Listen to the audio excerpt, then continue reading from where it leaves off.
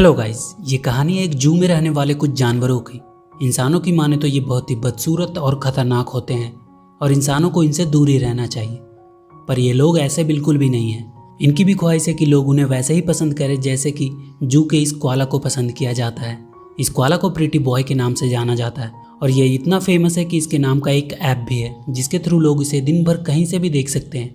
ये कहना गलत नहीं होगा कि ये कोआला किसी राजकुमार से कम नहीं है जिसकी पूरी दुनिया में करोड़ों फैन है। वहीं दूसरी तरफ ये जैकी क्रोकोडाइल, नाइजेल बिच्छू, फ्रैंक स्पाइडर, जो लिजार्ड, इन सबको जू का हंटर चैज सबको ऐसे दिखाता था मानो ये सबसे खतरनाक जानवर हो जिनके पास भी कोई नहीं जाना चाहेगा। और ये है डेडलीस्ट टाइपन स्नेक मैडी।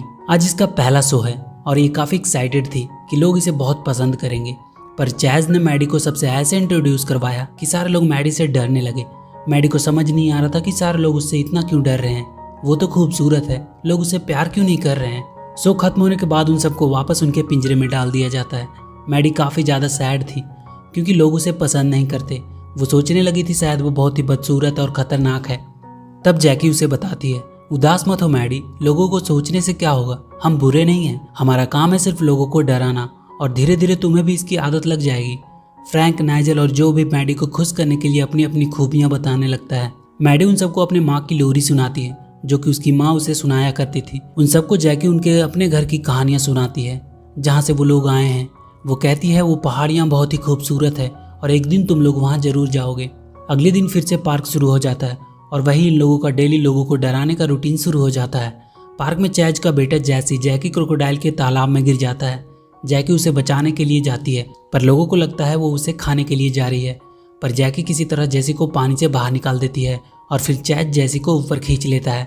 पर सबको यही लगता है कि जैकी आज जैसी को खा जाती, इसलिए जैकी को एक पिंजरे में डालकर बाहर किसी अलग जगह पे ले जाया जा रहा था जो उसे आखिरी बार देखता है। मैडी और बाकी के जानवर काफ़ी ज़्यादा दुखी थे जैकी के ऐसे चले जाने से। चैज अपने बेटे को हमेशा अपने बहादुरी के किस्से सुनाता रहता था कि कैसे उसने अपनी बीवी को खो दिया एक एनाकोंडा को पकड़ते पकड़ते। जैकी के ना होने से फ्रैंक, नाइजेल और जो मैडी को उन पहाड़ियों की कहानियां सुनाने को कहता है जो कि जैकी उन्हें हमेशा सुनाया करती थी।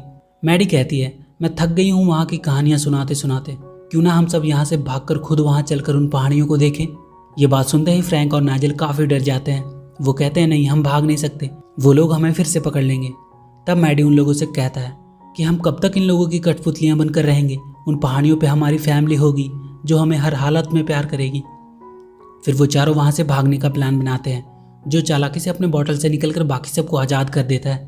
वो सब छुपकर भाग रहे होते हैं तो रास्ते में उन्हें वो प्रीटी बॉय मिलता है जो अपने खिलौने से शोर मचा रहा था। नाइजेल तो उसकी क्यूटनेस पे ही फिदा था। मैडी प्रीटी बॉय को शोर ना करने को कहती है।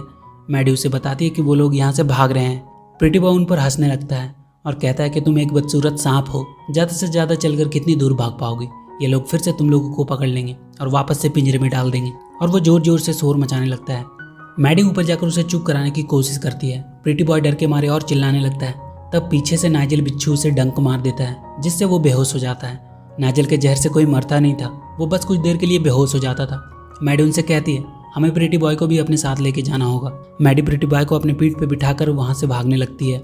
थोड़ी ही दूर पर पहुँचकर उन्हें पहाड़ियाँ दिखती हैं। वो लोग खुश हो जाते हैं पर तभी लाइट आने की वजह से वो पहाड़ियाँ शहर में बदल जाती है।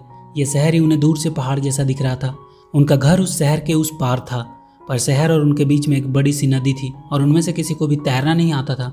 वो लोग एक घोंसले में बैठकर नदी पार करने लगते हैं। तभी बीच नदी में उन्हें एक शार्क दिखाई देती है।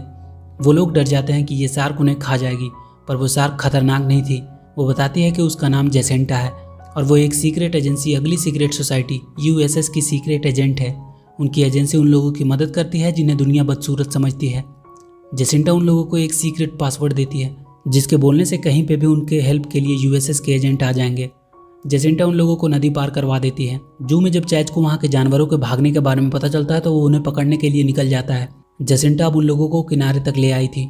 अब इन लोगों के सामने सबसे बड़ी मुसीबत थी सबसे छुपकर शहर पार करना। प्रीटी बॉय उनसे कहता है कि वो अब उनके साथ नहीं जा सकता क्योंकि वो बहुत गंदा हो गया है और उसे अब ब्यूटी पार्लर की सख्त ज़रूरत है। वो शहर की तरफ चल देता है। वो सोच रहा था कि लोग उसे पहले की तरह पसंद करेंगे पर हुआ बिल्कुल उल्टा। लोग उसे देखकर डर से भागने लगे। प्रीटी बॉय समझ नहीं पा रहा था कि लोग उससे डर क्यों रहे। तब वो दीवार पे अपना पोस्टर देखता है। सब लोग समझ रहे थे कि नाइजेल के काटने से प्रीटी बॉय को रेबीज हो गया है और अब वो खतरनाक बन चुका है। सब उसे मारने के लिए दौड़ते हैं। इधर मैडी, नाइजेल, जो और फ्रैंक को प्रीटी बॉय के चिल्लाने की आवाज़ सुनाई देती है। तभी प्रीटी बॉय भागता हुआ उनके पास आता है। अब वो लोग चारों तरफ से घिर चुके थे। सब लोग उन्हें मानने ही वाले थे कि मैडी जसिंटा का वो सीक्रेट पासवर्ड बोलती है और वो लोग वहाँ से गायब हो जाते हैं। वो सब नीचे एक टनल में होते हैं जहाँ एक स्पाइडर की गैंग उनकी मदद करती है। वो लोग टनल में फ्लश के पानी में तैरते हुए वहाँ से आगे बढ़ते हैं। वो लोग सक्शन पाइप के थ्रू उस टनल से बाहर निकलते हैं। वहाँ उन्हें चैज का बेटा जैसे उन्हें देख लेता है, पर वो लोग वहाँ एक लेडी के बालों में चालाकी से छुप जाते हैं। चैज वहाँ से आगे बढ़ जाता है। शहर में प्रीटी बॉय न्यूज़ में देखता है सब उसे मरा हुआ समझकर आखिरी श्रद्धांजलि दे रहे हैं और उसकी जगह एक कोका नाम का जानवर ने ले ली है। ये देखकर वो उस पर काफ़ी भड़क जाता है। जैसे उन्हें फिर से देख लेता है, चैज उन पे इंजेक्शन शूट करता है, पर वो मिस होकर किसी और को लग जाती है। अब ये लोग बस के पीछे लटक कर भाग जाते हैं। जैसे अपने फ़ोन में उस बस का नंबर से पता करता है कि ये बस वेस्टर्न प्लेन स्कूल का है, वो दोनों भी उस स्कूल के लिए निकल जाते हैं। मैडी और उसके दोस्तों वो स्कूल पहुंचकर एक लड़की के पीछे पीछे चल देते हैं जो कि दिखने में पहाड़ी टाइप की लग रही थी। प्रीटी बॉय अभी भी नखड़े कर रहा था, इसलिए नाइजेल को उसे फिर से बेहोश करना पड़ा, पर वो लोग गलती से किसी और बस में चढ़ गए। तब मैडी दिमाग लगाकर एक स्केट बोर्ड के सहारे वहाँ एक फ्लैग पोल पे चढ़कर वापस से सही वाले बस के छत पे लैंड हो जाती है। पर प्रीटी बॉय उनके साथ नहीं था, वो अभी भी स्केट बोर्ड पे ही बेहोश था। स्केट बोर्ड के रोड के बम से टकराने की वजह से प्रीटी बॉय उछलकर उनके साथ ही बस की छत पे आ जाता है।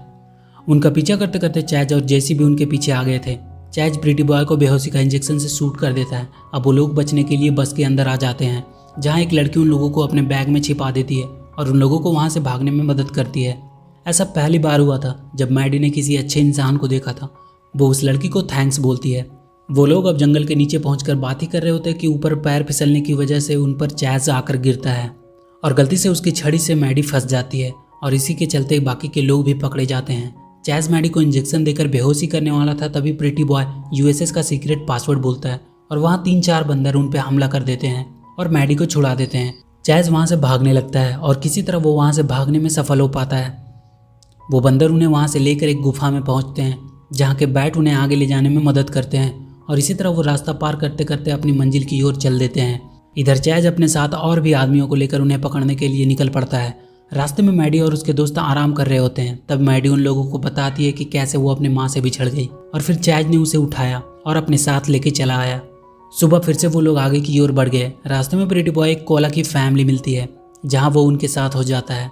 अब मैडी, नाइजेल, फ्रैंक और जो अपने घर की तलाश में बढ़ जाते हैं। जब वो लोग पहाड़ के नज़दीक पहुँचते हैं तो बहुत से जानवर बाहर आकर उन्हें देखने लगते हैं। पहली बार वो लोग अपने जैसे को देखकर काफ़ी अच्छा महसूस कर रहे थे। तभी सब लोग वापस पहाड़ों में छिप जाते हैं। मैडी देखती है चैज और उसके लोग उन्हें पकड़ने के लिए आए हैं। चैज उन सबको पकड़कर वापस के डब्बे में बंद कर देता है। चैज के बेटे जेसी को मैडी पे तरस आ जाता है और वो उसे गाड़ी से नीचे गिरा देता है। मैडी अपने दोस्तों को वापस लाने के लिए पहाड़ के जानवरों से मदद मांगती है, पर वो लोग मना कर देते हैं। तभी वहाँ प्रीटी बॉय आ जाता है और कहता है कि कोला की फैमिली ने उसे भगा दिया, इसलिए अब वो उनके साथ ही रहेगा। अब मैडी और प्रीटी बॉय मिलकर अपने बाकी के दोस्तों को बचाने के लिए जाते हैं। वो दोनों एक फायर फाइटर की गाड़ी चुरा लेते हैं। चैज देखता है उनके पीछे एक बड़ा सा बस प्रीटी बॉय और मैडी चलाते हुए आ रहा है। मैडी उस गाड़ी के सीढ़ी के थ्रू अपने दोस्तों के पास पहुंचने की कोशिश कर रही थी, पर उसे लगातार चैज और उसके लोग हमला कर रहे थे, जिससे उसे काफ़ी दिक्कत हो रही थी। मैडी देखती है प्रीटी बॉय भी उसके साथ ही सीढ़ी पे आ गया है और अब गाड़ी बिना ड्राइवर की ही चल रही है। नाइजेल चिल्लाकर अपने बॉक्स को ग्लास तोड़ देता है और वो तीनों निकलकर मैडी और प्रीटी बॉय के साथ एक बाइक पे बैठकर भागने लगते हैं। चैज और उसके लोग अभी उनका पीछा कर रहे थे। चैज अब उनके ऊपर मिसाइल से हमला कर देता है, पर अब पहाड़ के सारे जानवर मैडी और उसके दोस्तों की मदद के लिए आ जाते हैं। वो सब मिलकर चैज के सारे लोग पे भारी पड़ रहे थे। पहाड़ पर से वो कीड़े लोग बड़े बड़े पत्थर गिरा देते हैं। अब चैज, जैसी, मैडी और उसके सारे दोस्त उस बिना ड्राइवर वाले बस के ऊपर थे।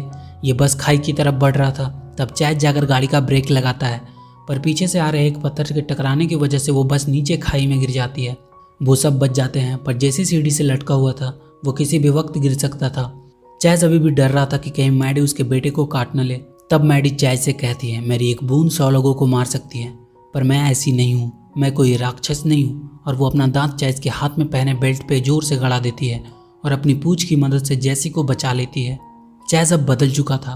वो मैडी को इसके लिए थैंक्स बोलता है। पहाड़ के सारे लोग उनका अच्छे से वेलकम करते हैं। वहाँ मैडी को जैकी क्रोकोडाइल भी मिलती है। असल में ये जैकी ही उस यूएसएस की हेड थी और इन्हीं के एजेंट्स मैडी और उसके दोस्तों की मदद कर रहे थे। सब एक बार फिर से मिलकर एक हो जाते हैं और ये मूवी यहीं द एंड हो जाती है। तो वीडियो अगर अच्छी लगी हो तो please do like and share the video and please subscribe to my channel and press that bell icon.